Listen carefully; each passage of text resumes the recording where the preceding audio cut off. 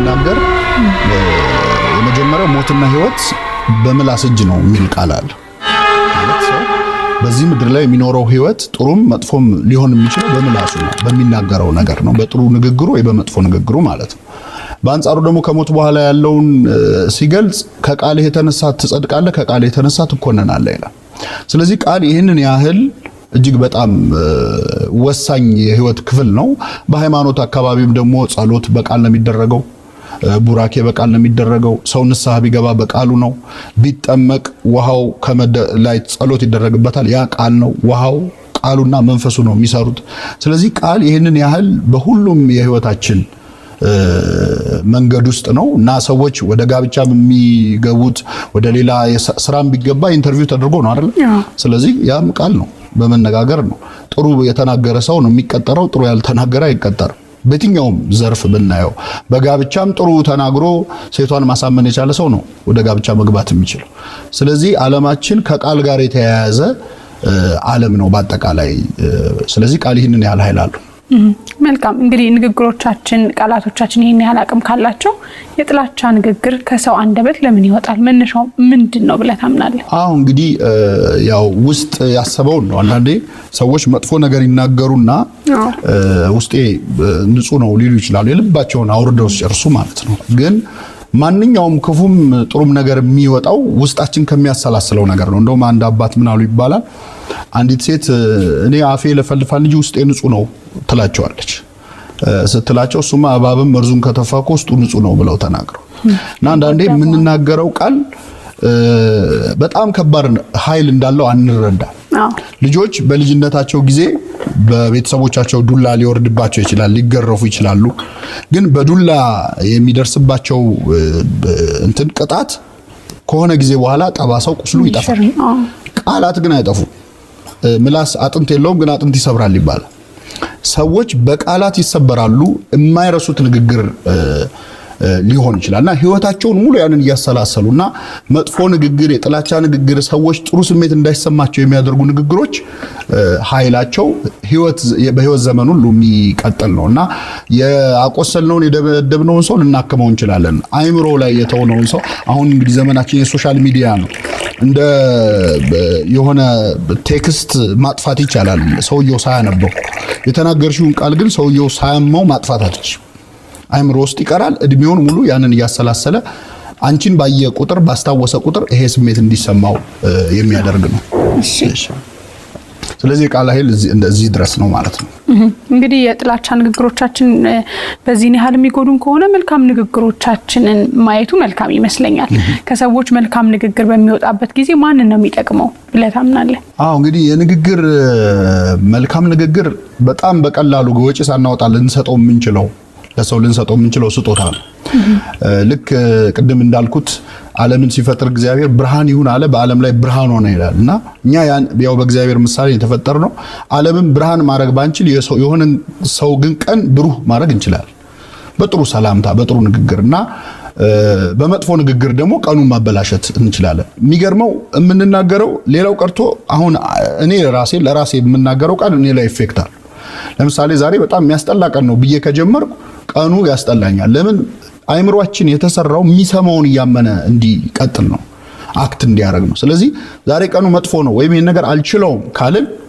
በራሳችን ላይ ነው በጎ ንግግር ግን ከስጦታ በላይ ነው በጣም የሰውን መልካም ንግግር ተናግረን ከምንሰጣቸው ከሌሎች ስጦታዎች የበለጠ የማይረሱት አይምሮአቸው ላይ የሚቀር ጥሩ ስሜት እንዲሰማቸው የሚያደርግ ነው እንግዲህ በእኛ ሀገር ባህል እውነት ለመናገር ማመስገን ላይ በጎ ቃላት መናገር ላይ አሁን ምናልባት የተሻሻለ ሊሆን ይችላል አላቅም ግን እጥረት አለብን የማመስገን እጥረት አለብን ሰዎች ለማመስገን ሲሆን ፊትሽ እንዳይሆንብኝ እንጂ ማመስገን ብዳሴ ከንቱ እንደውም ይባላል እና ማመስገን እንዳይሆንብኝ እንጂ ይላሉ ስድብ ግን ሲሆን ፊትሽ እንዳይሆንብኝ አይሉ ሙልጭ አርገው ነው የሚሳደቡት እና እንደውም አንድ ጊዜ የስነ ጽሁፍ መምህር ሆኖ ደበበ ሰይፉ የሚባለው ደራሲ ተማሪዎቹን አንድ የክፍል ስራ ይሰጣቸዋል ምን ያደርጋል አንዲት በጣም ቀጭን ልጅ ያቆምና ክፍል ውስጥ እቺ ልጅ እስቲ አመስግኗት ይላል በቅጥነቷ ማለት ነው እና በቃ እንደው በቻሉት ሸንቃጣ ምናምን ብለው አንድ ሁለት ሶስት ቃል ተናገሩ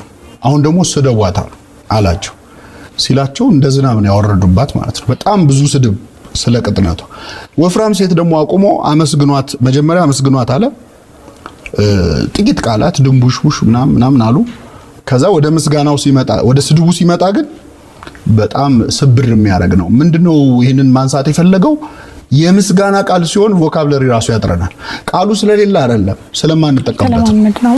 ስለዚህ ምስጋና በጣም ኃይል እንኳን በጥሩ ቀርቶ እንደው በቤተክርስቲያን ወድሶ በዘይኮነ ድልወቱ የሚል ቃል አለ። ባይገባው ማመስግነው። ምክንያቱም ምስጋና ለሰው ኃይል ይጨምርለታል። እና ምን ሰራበት መስሪያ ቤት አብረውን የሚሰሩትን ሰዎች ቤተሰቦቻችንን የምንናገረው ጥቂት ቃል ይሰራቸዋል። ለህፃናት ለምን ደግሞ ሲሆን በልጅነት የተነገራቸውን ቃል ይዘው ትልቅ ደረጃ ይደርሳሉ። እና መጽሐፍ ቅዱስ ይገርምሻል፣ መሳደብን ከመግደል ያነጻጽረዋል ክርስቶስ። ወንድሙን ደንቆሮ የሚል ነፍሰ ገዳይ ነው ያለ። ለማጋነን ምናምን አይደለም። አንድ ልጅ ህፃን ሆኖ አንተ ደደብ ተማሪ ነህ ተብሎ ካደገ በጣም ይቸገራል ወደ ጥሩ ውጤት ለመምጣት። ያ ቃል ይገለዋል ነው። ስለዚህ ሰዎችን በንግግር ብቻ ከፍ ማድረግም ዝቅ ማድረግም መስበርም እንችላለንና መልካም ንግግር ግን ሰዎችን ይሰራቸዋል። በትዳርም ላይ በማንኛውም በቤተሰብም ላይ በማህበራዊ ህይወታችንም ላይ ሰዎችን በጥሩ ቃል ብንናገር ከምንሰጠው ከሌላ ስጦታ በላይ ያ ኃይል አለው በእነሱ ላይ። ብዙዎቻችን እኔንም ጨምሮ አንደበታችንን መግራት ይከብደናል እና እንዴት ነው አንደበታችንን መግራት የምንችለው? እንግዲህ ተፈጥሮ አፈጣጠራችን ራሱ የራሱ ትምህርት አለ። ከአንገት በላይ ያለውን አካላችን ስናይ 2 አይን አለን፣ 2 ጆሮ አለን፣ 1 ምላስ ነው ያለን። በቁጥር እንኳን ብናየው 2 ቢሆን ምላስ ምን እንደሚፈጠር እንግዲህ እንዲሁም አልተቻለም። በአንዱ ብዙ ችግር እያየን ነው። 2 ምላስ ቢኖረው ሰው ምን እንደሚያደርግ አስቢው። በፈለግነው ሰዓት ነው የምንናገረው። ደግሞ 2 ራሱ በደንብ ሴኩር የሆነው አካል ነው ምላስ። ከንፈር አለ፣ ከዛ ጥርስ አለ። እንደው ትንሽ ቢዘገይ እኮ ተብሎ እኮ እስኪወጣ ድረስ ማለት ነው። ግን እኛ ከአይንና ከጆሮ በላይ ሰው ከመስማት ይልቅ ለመናገር ይፈጥናል። እና ሰው ለመናገር የዘገየ ይሁን ይባላል። የዘገየ ማለት ለማሰብ ጊዜ እንዲኖረው የምትናገረው ቃል። በተለይ ኢሞሽናል በሆነ ሰዓት አንደበት መግራት የሚቻለው ምንድነው? ስሜታዊ በሆነ ሰዓት መናገር የለብንም። በተናደድን ሰዓትም በተደሰትንም ሰዓትም። ሰው በተደሰተ ሰዓት የሚገባውን ቃል አይፈጽም። በወቅቱ በጣም ደስ ብሎት ብዙ ነገር ይልና በአንጻሩ በተናደደ ሰዓት የሚናገረው ነገር ቆይቶ ሲሰማው ወይም ሲያስታውሰው የሚጸጸትበት ሊሆን ይችላል። ዘግይቶ መናገር በጣም ወርቃማው ህግ ነው ለንግግር አንደበትን ለመግራት። ከዛ ውጪ ከተፈጥሮ መማር፣ ለመስማት መፍጠን፣ ለማየት መፍጠን፣ ለመናገር ግን ቀስ ብሎ በጥሩ ቃል መጀመር አንዱ አንደበትን የመግሪያ መንገድ ነው። መልካም። እንግዲህ አንዳንዴ ደግሞ ንግግሮች ሲነገሩ ተቀባዩም ንግግሩን የሚቀበለው ሰው አንደበት እንዳለ ሁሉ ጆሮም ደግሞ የራሱ የሆነ ድርሻ አለውና ስንሰማ በምን መልኩ ልንሰማ ይገባናል ነገሮች? በመሰረቱ አስተያየትም ስንሰጥ ኮንስትራክቲቭ ክሪቲሲዝም ይባላል፣ ወይም ይሄ ገንቢ አስተያየት ማለት ነውና አንዳንዴ ሰው የሚናገረው ነገር ጥሩም ሆኖ የሚናገርበት መንገድ ግን ሰውን ሊያስከፋ ይችላል። አንዳንዴ እኔ እኮ ለሷ ብዬ ነው ለሱ ብዬ ነው እኮ የተናገርኩት ይልና ሰው ግን የሚናገርበት መንገድ ኢንቴንሽኑ ጥሩ ሆኖ የሚናገርበት መንገድ ግን መጥፎ ሊሆን ይችላል። ቀላል ምሳሌ ልስጥሽ። ለምሳሌ አሁን አንዲት ሴት ጫማ ልታሰራ አንድ ጫማ ቤት ብትሄድ እና ጫማው ባይበቃት ያ ጫማ ሰሪ ጫማው ጠቦሻል ከሚላትና እግርሽ ትልቅ ነው ከሚላት ጫማው ጠቦሻል ማለት ያለበት ለምንድን ነው ጫማው የጠበባት? እግሯ ትልቅ ስለሆነ ነው። ግን እግርሽ ትልቅ ነው ቢላት ሁለተኛ እዛ ጫማ ቤት አትደርስም። ጫማው ጠቦሻል ካለ ግን ጠቦኛል ብላ ትመለሳለች። ግን ሐሳቡ አንድ ነው። ያው እግሯ ትልቅ ስለሆነ ነው ጫማው የጠበበው ነው። ስለዚህ ሐሳቡ ጥሩ ቢሆንም የምንናገርበት መንገድ ሰዎች ጥሩ እንዲሰሙን አንዳንዴ ከበጎ መጀመር ሊሆን ይችላል። አስተያየትም እኛ ብዙ ጊዜ ሰው ሲያመሰግን እና ጥሩ ቃል ሲናገር አናመሰግንም በባህላችን። አሁን አመስጋኝ ሰዎች አሽቃባጭ እንደሆኑ እንደው ልወደድ ባይ እንደሆኑ ነው የሚታዩት። አመስጋኝ ከሆኑ ተሳዳቢ ከሆኑ ነው ደግሞ ሐቀኞች ናቸው። እሱ ፊት ለፊቱ ነው የሚናገረው ብሎ ስድብን ሰው በጣም ያሞግሳል። መሳደብ የሐቀኝነት፣ ማመስገን ደግሞ የልወደድ ባይነት ምናምን አይደለም። እውነት እንግዲህ በሁለቱም ነው፣ በመጥፎም በጥሩም እውነቶች አሉ አይደለ? ስለዚህ አንድ ሰው ለስድብ የሚጠቀምበትን ሐቀኝነት ለምስጋና መጠቀም መቻል አለበት እና አንዳንዴ አስተያየትም ሲሰጥ ከተናጋሪዎቹ አለስልሶ የሰውየውን ስሜት ጠብቆ ከዛ በኋላ ትችት ቢደረግ ነው ሳንዱች የሚል ቲዮሪ አላቸው አንዳንዶች። መጀመሪያ በምስጋና ጀምሮ ከዛ ትችቱን መሃል ላይ አድርጎ መጨረሻውን ደግሞ ልክ እንደ ዳቦና እንቁላል እንደሚበላው ማለት ነው። ግን እንቁላሉ መብዛት የለበትም ማለት ስድቡ ወቀሳው ማለት ነው። ግን ትችትም ቢሆን በበጎ መልኩ ነው። የሚሰማው ሰው ደግሞ ሲሰማ ትንሽ ወደ ሰፊ መሆን መቻል አለበት። ሪአክሽኑም በጣም ቁጣ የተሞላበት። አንዳንዴ ሰዎች መጥፎ ንግግር ሲናገሩን እኛ በምንመልሰው ጥሩ ምላሽ ያንን መጥፎ ነገር ማጥፋት ይቻላል። መጽሐፈ ምሳሌ የሚባል መጽሐፍ ይላል መልካም መልስ ቁጣን ታበርዳለች። እና አንዳንዴ በቁጣ ለሚናገረን ሰው በለሰለሰ መንገድ ስንናገረው እያየ ነው ሲቀየር እናዋለን። እዛው ለምሳሌ በቤተሰብ ሊሆን ይችላል፣ በትዳር ቅዱስ ዮሐንስ አፈወርቅ የሚባል አባት ሚላል መሰለሽ ለምሳሌ ሚስት ተናዳ ድንገት ተነስታ የቤት ዕቃ ሰብስባ ልወጣልህ ነው ካለች ውጪልኝ ገላገለኝ እንዳትላት፣ ባይሆን የቀረሽ ዕቃ አለ በላት። ምንድነው ካለች እኔስ በሆነ ያንቺ ዕቃ አይደለ ወይ እኔንም ጠቅለሽ ይዘሽኝ ውጪ በላት።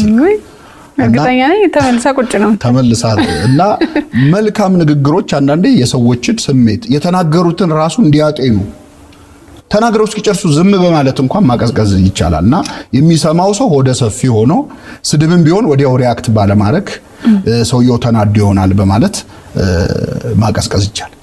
መልካም። እንደው ትችትንና ሐሳብ መግለጽን ነፃነትንም አያይዘ ከአንደበታችን ጋር ምንድነው ያላቸው አንድነት፣ በምን መልኩስ ሊዋሃዱ ይገባል የሚለውን? አዎ እንግዲህ ሁሉም ሰው የራሱ አቋም አለው። ሁሉም ሰው አንድ አይነት ሐሳብ ሊያስብ አይችልም። ግን ያንን ልዩነት የሚገልጽበት መንገድ አሁን ምንድነው አንድ ጊዜ የጀርመን ቴሌቪዥን ላይ የሉላ አስራተ ካሳ ካልተሳሳትኩ ቃለ መጠይቅ ሲሰጡ በጣም የገረመኝ ነገር ሰማሁ።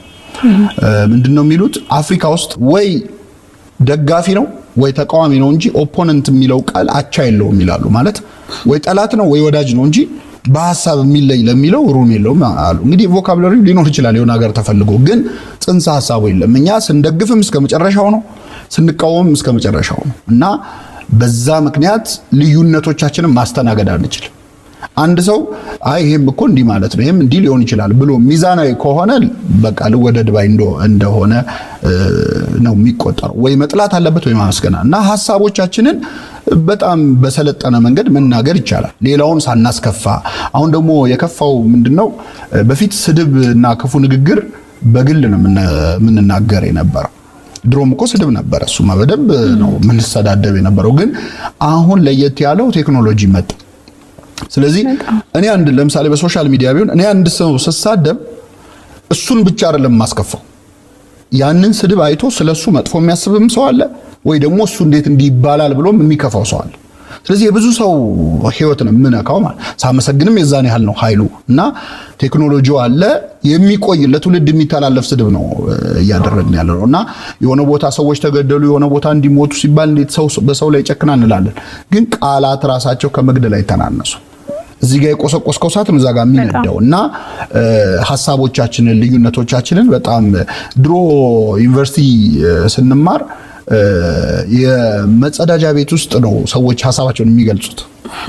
እና ሰው ፊት ማለት የሚያፍሩትን ነገር የሚፈሩትን ነገር በቃ በጣም ይጻፋል፣ ሁሌ ቀለም እንደተቀባ ነው። አሁን እዛ መጸዳጃ ቤት ላይ ጻፉ የነበሩ ነገሮች ፌስቡክ የሚባል መጻፊያ ፕላትፎርም መጣላቸው። ስለዚህ ሰዎች ኢምፐርሰን አግኝቶሽ የማይልሽን ነገር እዛ ላይ ይለዋል። ለምሳሌ አንዳንድን ሰው የሚሳደቡ ሰዎች ያንን ሰው በአካል ቢያገኙት ፊት ለፊት አይኑን እያዩ እንደዛ ሊሉት አይችሉም። ውስጣቸው ማያምንበትን ነገር እንደፈለጉ የመናገር ያ ደግሞ ሰው ሲሳደብም ራሱን ወክሎ አይሳደብም። በነገራችን ላይ አሁን ደግሞ የመጣብን ጣጣ እኔ እንደዚህ ነው ብሎ አይደለም የሚሳደቡ፣ እኛ ብሎ የሆነ ወገን ወክሎ ነው የሚሳደበው። ተሰዳቢውም ተሳዳቢውም የሆነን ወገን ወክሎ ነው የሚሳደቡት።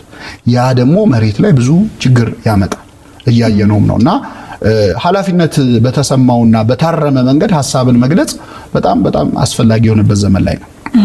እንደው በስተመጨረሻ ግን ብዙ ጊዜ አንዳንዴ የበሳልናቸው ከምንላቸውም የእውቀቱ ደረጃ አላቸው ከምንላቸው ሰውም የሚጻፉ ንግግሮች በጣም ከባድ ይሆናሉና አንዳንዴ ደግሞ ለሰው የማይገቡ ቅንያዊ ይሆናሉ። ብዙ ጊዜ ንግግሮቻችን እኛ ከአንድ በላይ ትርጉም ያላቸው ፍቻቸው በጣም ውስብስብ ያለ ነውና ለምንድን ነው ሰዎች እንደዛ የሚሆኑት ብዬ አስባለሁ። ምናልባት የግል ምልከታ እንጠይቅህና ለምንድን ነው ሰዎች ያንን ለመጻፍ የሚያነሳሳቸው ነገር? ሁሉም ሰዎች ልንል አንችልም፣ የተወሰኑት ግን መነሻቸው ምንድን ነው? ምናልባት መነሻቸው ላይ ቢታወቅ ይመስለኛል ከስሩ ለመንቀል። በአንዳንድ ማህበራዊ ጉዳዮች ላይ በአንዳንድ ሀገራዊ ጉዳዮች ላይ የብዙ ሰው ህይወት ሊነካ በሚችልና የኦፒኒየን ሊደርነት ሮል ያለው ሰው ማለት እሱ የሚናገረውን ይዘው ሰዎች ህይወታቸውን የሚወስኑ የሆነ ሰው በጣም መጠንቀቅ አለበት።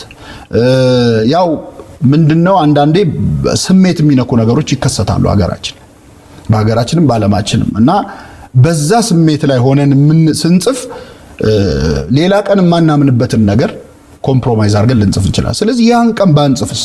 አንዳንዴ እኮ ዝም ማለት እኮ በጣም ጥሩ ነው፣ ያስከብራል። በነገር ሬሳ የሚፈራው ዝም ስለሚል ነው ይባላል፣ ስለማይናገርና አንዳንዴ እንደው ዝም አለ እኮ ተብሎ እኮ መከበር አለ። ሁሉም ነገር ላይ ኮሜንት ማድረግ ላይኖርብን ይችላል።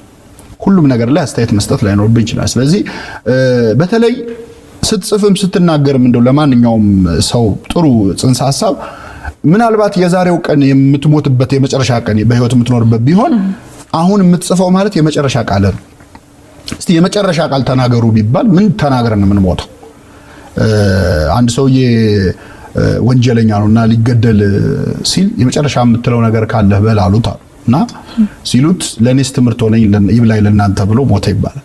ሊገደል ነው እና የመጨረሻ ቃላት በዓለማችን ብዙ አሉ የማይረሱ ለትውልድ የሚቀሩ የሰዎቹ ማንነት የሚገልጹ። ወደ ክርስትናው ስንመጣ ክርስቶስ የመጨረሻ ቃሉ የሚያደርጉትን አያውቁም ይቅር በላቸው ነው የመጨረሻ ንግግር ማለት እና አሁን ብትሞት እና ወደ ኋላ ተመልሰ ህይወትህን ሪቪው ማድረግ እድል ቢሰጥ አሁን ፌስቡክ ላይ ወይ አሁን የሆነ ሶሻል ሚዲያ ላይ የጻፍከው ነገር በህይወትህ ለመጨረሻ ጊዜ ያልከው ነገር እንዲሆን ትፈልጋለህ።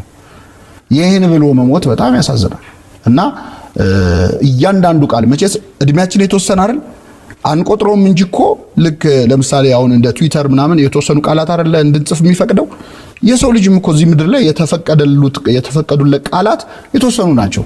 መቁጠር ስለማንችል ነው እንጂኛ በጣም ብዙ ሊመስለን ይችላል። ግን በጣም ጥቂት ቃላት ናቸው እና በነዛ ቃላት ማንን ሰብረናል ማንን ጠግነናል ብሎ ራስን ሪቪው ማድረግ ወደ ኋላ ተመልሶ ማየት ያስፈልጋልና እያንዳንዱ ቃል የሆነን ሰው ልታድን የምትችል ብትሆን ወደ ኋላ ተመልሰን ስናየው ማናዝንበት ይሆናል። እንደዛ ነው የሚሰማው።